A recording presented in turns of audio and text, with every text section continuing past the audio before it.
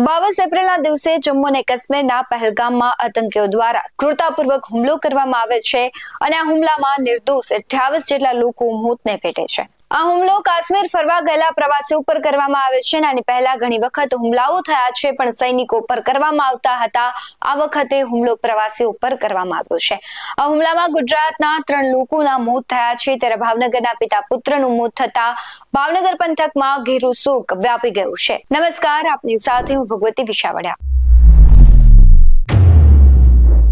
એક બાજુ જમ્મુ કાશ્મીરમાં પૂજ્ય મોરારી બાપુની કથા ચાલી રહી હતી, ત્યારે બાપુએ કથાને અધવચ્ચે જ પૂર્ણાહુતિ આપી તેઓ વતન જવા પરત નીકળ્યા, ત્યારે જમ્મુ કાશ્મીરમાં મૃત્યુ પામેલા ભાવનગરના પિતા પુત્રના ઘર પર પહોંચ્યા હતા। મોરારી બાપુએ મૃતકોના પરિવારજનોની મુલાકાત લઈ પરિવારજનોને સાંત્વના પાઠવી હતી, ત્યારે મોરારી બાપુએ મૃતકોના આત્માને શાંતિ મળે તે માટે રામધૂન કરી પ્રાર્થના કરી હતી।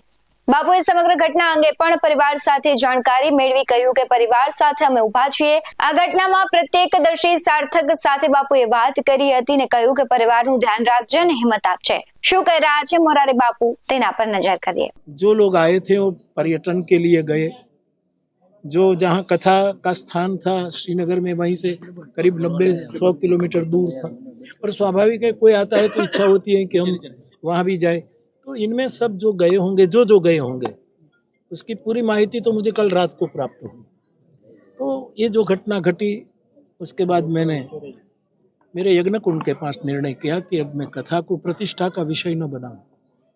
कोई कुछ भी कहे कि देखो कथा रखनी पड़ी है, ऐसा मेरी 65 साल की कथा यात्रा में ये 5वीं बार घटना घटी। किसी न किसी कारणवश कथा को बीच में रोकनी पड़ती है, हम जीव हैं।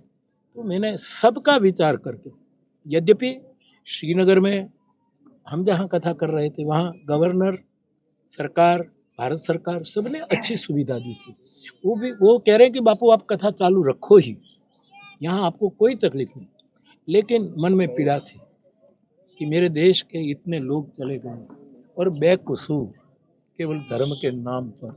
तो इस पीड़ा में कथा को न्याय देना भी मुश्किल लग रहा था, इसलिए मैंने निर्णय किया कि हम 5 दिन के बाद कथा को अल्प विराम दे रहे हैं। 4 दिन की कथा बाकी है, वो फिर कभी आकर के मैं पूरी करूँगा। अभी कोरोना के समय में मैं राजूला में कथा कर रहा था और हमारे मुख्यमंत्री मुझे कह तो न सके, लेकिन ऐसे ही कहा कि सब धार्मिक कार्यक्रम बंद हो, लोग इकट्ठे न हो।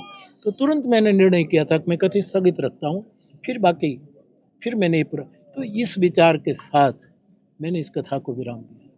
आज हमने देखा शमशान में जब अंतिम संस्कार किया जा रहा था दोनों डेड बॉडी, जिस प्रकार से लोग उमड़े और जो वेदनाएं हमने देखी वहाँ, एक रोष सबके मन में है। बापू इस घटना के बाद सब चाहते हैं कि कोई सॉल्यूशन आए परमानेंट, इस तरह की जो गतिविधियाँ हैं। नहीं, पूरे देश में, जन जन में और दुनिया में भी, दुनिया के कई राष्ट्रों ने जो अपने प्रति जो मैत्री रखते हो और कोई भी, सबने अपनी पीड़ा व्यक्त की है। ये मैं अखबारों के माध्यम से जान चुका। लेकिन एक बात पक्की है कि पूरे देश में, जन जन के हृदय में, हर परिवार के हृदय में ये पीड़ा है। अब इसका क्या जवाब हो? कल ही दिल्ली में हमारे प्रधानमंत्री की अध्यक्षता में जो मीटिंग हुई, उसका परिणाम आज अखबार में मैंने देखा कि कुछ 5 कदम उठाए गए हैं। और मैंने अभी जैसे कहा कि इन आत्मा की सदगति के लिए और दुनिया में कभी ऐसा बने, इसलिए सरकार कर रही है, जो करे और जो हो वो पूरे राष्ट्र को संतोष हो, ऐसा कुछ हो। आपके हिसाब से क्या? नहीं, ये सबको करना है, लेकिन हमारी पीड़ा व्यक्त कर सकते हैं कि बार बार धर्म के नाम पर, धर्म को पूछ करके जो गोलियां, ये तो बहुत जघन्य वस्तु है। और उसका क्या जवाब देना चाहिए वो सब हमारे लोग, लेकिन जन तो चाहते हैं कि इसका कुछ न कुछ परिणाम आए। બાપુએ કહ્યું કે કથા 5મા દિવસે વિરામ આપી પૂર્ણ કરી, જ્યારે સમય મળશે ત્યારે બાકીની 4 દિવસની કથા પૂર્ણ કરીશું. તેમજ કથાના આખરી દિવસે જ મેં તમામને વ્યાસપીઠેથી શ્રદ્ધાંજલિ પાઠવી હતી. તેમજ આ ઘટનાને વખોડી કહ્યું હતું કે આ ઘટનામાં યોગ્ય ન્યાય મળે અને કાર્યવાહી કરવી જોઈએ. સમગ્ર દેશના ખૂણા ખૂણામાં છે તે આતંકવાદી હુમલાનો વિરોધ કરવામાં આવી રહ્યો છે, ન્યાયની માંગણી કરવામાં આવી રહી છે. આ ઘટનાથી સમગ્ર દેશવાસીઓમાં રોષ અને દુઃખ વ્યાપી ગયું છે. ત્યારે મોરારી બાપુએ પણ સહાયની જાહેરાત કરી છે અને દરેક લોકો માંગ કરી રહ્યા છે કે આ હુમલાનો જડબાતોડ જવાબ આપવો જોઈએ. આ મુદ્દે આપનું શું કહેવું છે કમેન્ટ કરી જરૂરથી જણાવજો.